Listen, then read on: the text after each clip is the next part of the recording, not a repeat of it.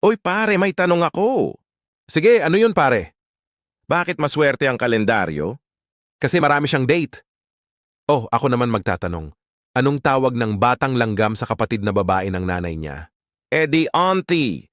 Ano ang binibigay ng doktor sa ibong may sakit? Eddie Tweetment. May tatlong lalaki na tumalon sa tubig.